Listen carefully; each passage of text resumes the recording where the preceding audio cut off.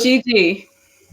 Hi, this is Regeline Sabat, also known as Gigi. You're listening to Walk With Me podcast. My guest today is Michelle Reinglass. Michelle is an author, lawyer, mediator, and speaker. Welcome to the show, Michelle. Thank you so much. I really am honored to be on the show today. Thank you. You're welcome. It's an honor to have you here today. Now, why don't you start off by telling us more about you and where you are from? Okay. Well, I'm from Orange County, Southern California, a city called Laguna Beach. And I am a reformed lawyer turned mediator who also is an author, one part published on one book and upcoming on another book. And I'm also a speaker. And I don't know what more you want at the moment. I love it. Now, what inspired you to become an attorney?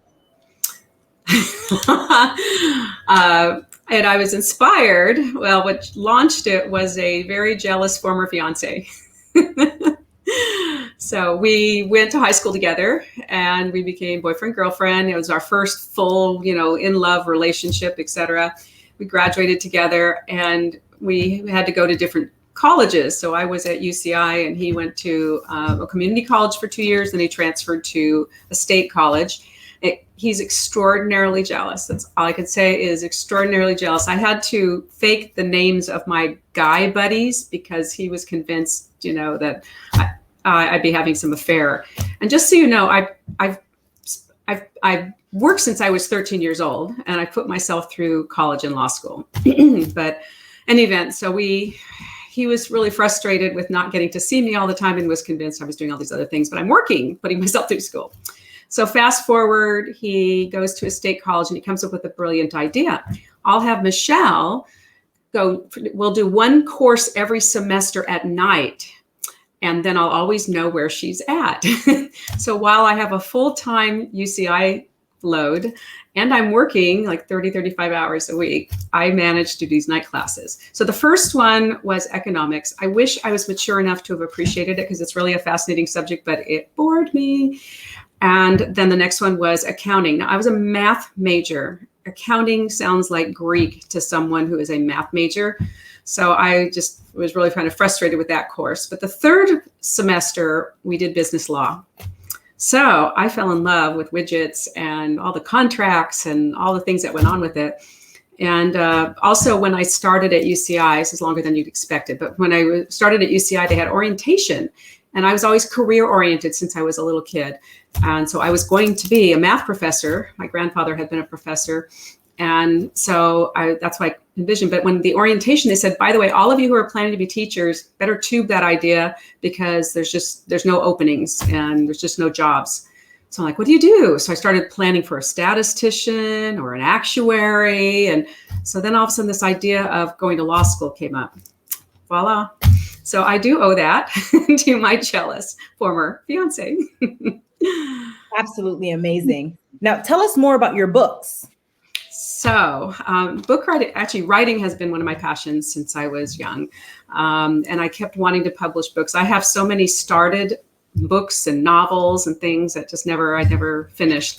So I finally started writing my book that is going to be coming out soon. And it's all about life balance, but more than that.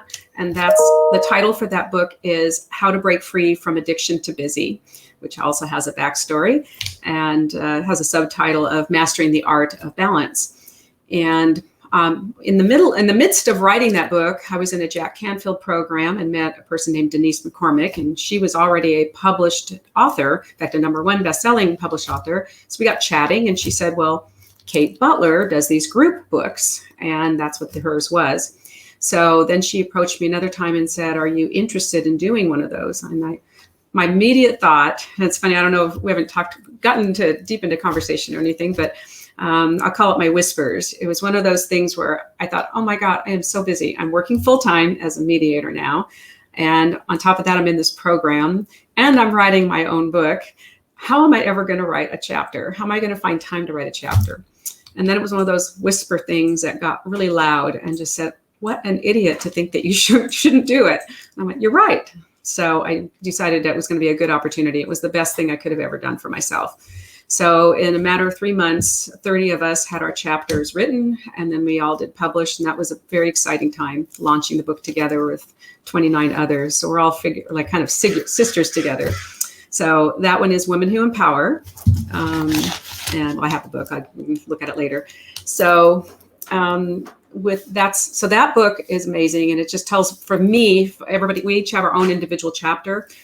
Everybody has an inspirational story. We did not know each other before this. Well, some of us knew each other from the Jack Canfield program. It was like 3 of us. The rest we didn't know. We did not discuss our books or our stories beforehand.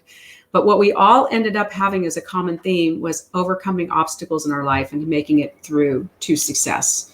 So it was a pretty interesting commonality. We start learning it during the 30 days of pre-launch for the book as we're learning more and more about each other's books. And so mine starts off with, I'm actually in a traffic jam, and I end up right in the middle of like a 10-car pileup, and I'm the only one not impacted, not hit, not impacted, but I'm stuck between them. So I had to wait till the police came down and everything. And the reason it was important to mention that is I was on my way to a court in Riverside, and it started at, I think, 8 a.m. And I'd always been early to court. And I finally figured out, this is, by the way, for anyone who can think about this is pre-internet.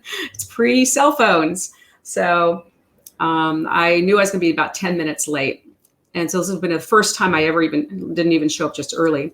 So I get to court. It's my 32nd court appearance. It was my last one I'd ever have to go to with this court and judge. The back part of that is the judge was very crooked, and he and sorry about my cat. Come on, get down. Come on, sweetie, down. So anyway, the judge and the lawyer that was on my case were pretty much in bed together. They owned property together. I learned all this through another judge. So there was a whole bunch of things that went on in the case. So it was just a travesty every single day I was there. And I apologize for the loud noise outside. It'll end in a moment. In any event, I come up into the courthouse. Now, I'm 10 minutes late. That lawyer had shown up late every single one of my court appearances, but he magically was standing in court talking to the judge. And what he was talking about was trashing me. And he was calling me every name you could imagine. And I'm sitting here just like, I'm stunned that they allowed the court to proceed. I had to wait.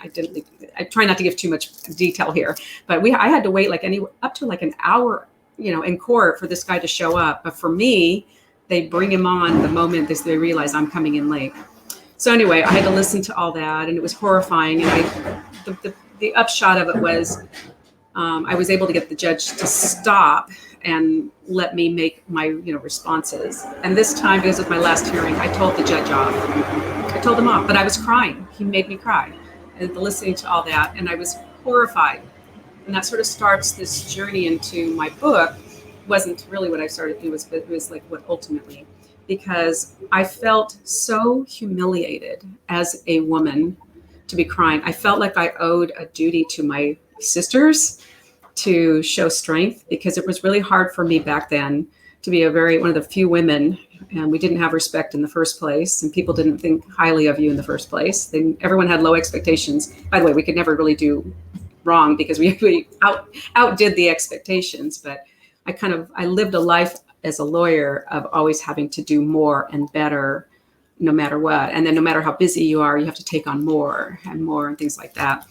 But what was phenomenal about that story was I'm crying. And when I finally pack up and I leave, people in the aisles that were sitting in the aisles were like low-fiving me as I walked by. And I was trying to hold my head up, but I was trying to hold my tears as well. So I get to my office and I tell everybody what happened. And they said, the court reporter just called. And I said, oh my God, I can't talk to her. I'm so embarrassed. They said, take the phone. And as soon as she gets on the phone, I start apologizing for her having to watch me do that. And she said, stop. I called you not because of work. I called you to tell you that you inspired me so much that I'm going to law school. I went, what? I said, I cried in court. I was a big baby. And she said, that judge makes women and men cry all the time. And she said, you're the first person who ever stood up to him. And you told him off, and he deserved it. She goes, and I figured if you can do that, I can go to law school. So. Wow. Absolutely inspiring. Thank you for sharing that story with us. Now, tell us more about what your experience as a mediator is like. Being a mediator, this is a dream job. It's a hard job. People might think it's, hey, just go in and start talking, banging heads together. It's not like that. It's every day. I call it a pseudo counselor, psychologist. We're mediators, of course. We are nurturers. We're heads banging together. We have so many hats that we have to wear. And I've never called myself this before, but I've realized through this, I'm really an intuitive empath. And it's like I feel things, I feel people, and I'm dealing with people in pain every single day, whether it's the person who's been injured or harmed, or it's the person who is being sued, whatever it is, the companies, whatever. It's just everybody's in pain and conflict, and people react in all different ways. There's never a day that's just calm. There might be people who are in tears, might be people who are yelling, might be people screaming, things like that. And so I've had to use, so one of my things is I've been feeling my life was out of balance, and I'll tie this in as a lawyer. And when I transitioned to becoming a mediator, I literally told everybody in my world, my family, don't worry, I'm going to finally have time to see you guys, and I'll have more time to spend with you. And, it's just because of my job as a lawyer is always a trial lawyer and trial. It's just, so, and then I found out, gosh, that's weird. Nothing's changed. So what's going wrong with the rest of the world that is creating my life that is still busy? So I started realizing that I have created it, Workaholic, but it's more than that. It's just taking on things. So now I have a whole different system in how I evaluate and make responses to people. And a problem is, and I think probably Gigi, you can relate to this, we want to help people. And it's really hard to turn someone down, if we helped every single person in the world that we encounter, we would be up 24 hours a day, 7 days a week, that kind of thing. And it's just hard not to be able to do it as much as you want to. And so I think that's the hard part. But in the mediations, I am feeling everybody. I feel it. I've actually, a couple times I've cried in the mediation. Not as embarrassed as I was in court, but just more of just feeling what people have gone through. And, but it's a very rewarding job. And it's just getting cases resolved, taking people's conflict. I guess I could sum up how it makes you feel when I had a case. I was in downtown Los Angeles, African-American woman who was very hardened. She's very hardened. She lived a very, very difficult life. And she was there on a race discrimination case. And she was terminated from her job and a few other things, and I was really, normally I connect with almost everybody I meet, but I was having a hard time breaking through for her. So I just was trying to give her as much space as possible and do the best I could. We finally got to a point where we were able to I had to do what's called a mediator's proposal to get the case settled. And so the lawyers appreciated it, and she just kind of was like, I could tell she wasn't happy with the result. And so I told her, I kept saying, you don't have to do this. And she said yes. So that was it. So it was actually a rainy day, a rainy evening. And I actually, because I had broken my wrist, I was in a cast. So I had a driver who was taking me to LA and back. So he was waiting for me. He wasn't waiting, but I saw he was going to turn around and come back to where I was. And then she was waiting, apparently, for her Uber car. That was a tongue twister. And so I just, said hello. And she turned to me out of the blue and she said, is this really over? And I kind of said, you mean the case? And she said, yes. And I said, yes, the case is over. She goes, completely over? I said, yes. She goes, like, never have to deal with it again? I said, never have to deal with it again. I said, you're going to have your best night's sleep tonight that you've ever had. And so she paused for a minute. She broke into tears, threw her arms around me. This is pre-COVID, and just started hugging me. And I just hugged her until her car came. And so I can start crying again right now, but that's the kind of stuff. So anytime I have a bad day there, I just remember those kind of things. I love it. Very powerful. Now, tell us more about your experience as the president of the Orange County Bar Association. I was the second female to be elected as president. The first female was actually a friend of mine. She had a kind of tumultuous year only because the bar was in tumultuous circumstances. So she was mopping up things and really didn't get enough credit, for being the first female in 100 years. And so 3 years later, I became president, and for whatever reason, the press took notice of it. And so I was getting tons and tons of, emails and all this kind of stuff. Congratulations. And press was calling me. And so my mother, I'll never forget this part. My mother called me that day.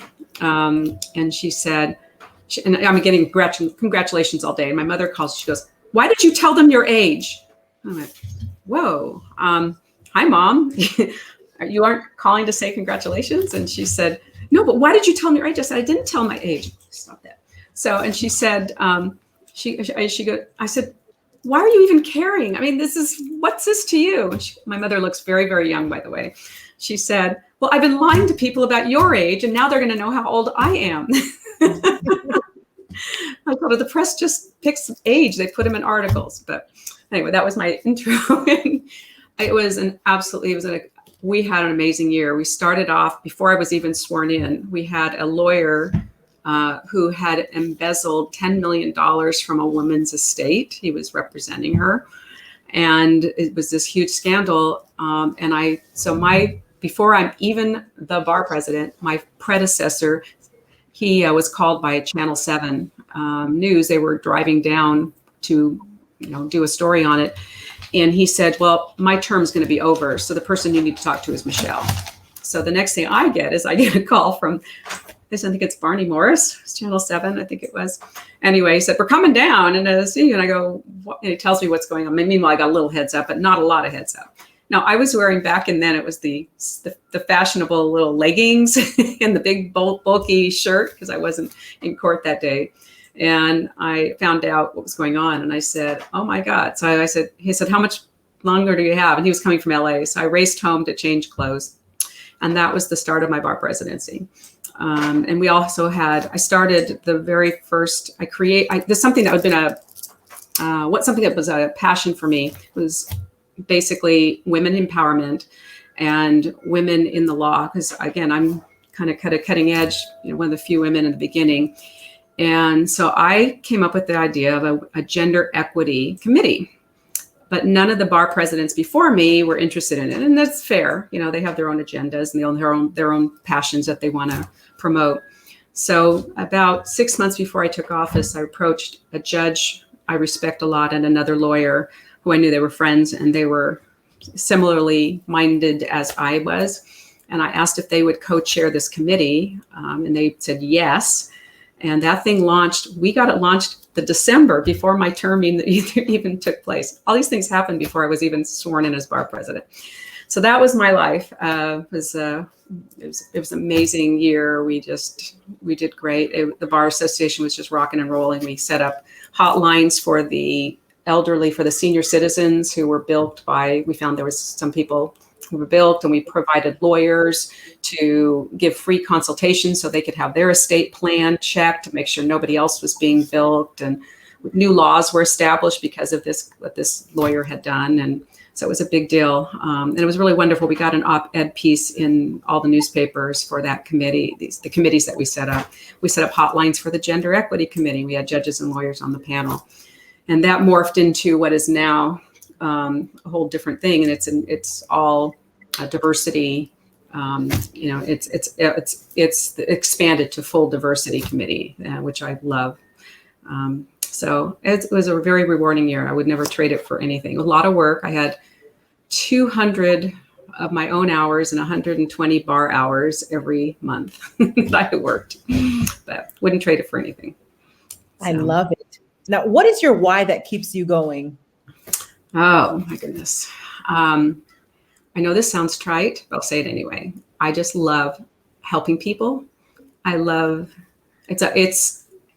we were talking before this started just about something in your scenario, in your life scenario, that gave me goosebumps. It's that kind of stuff where you get those goosebumps. all the time. And it's when those things happen.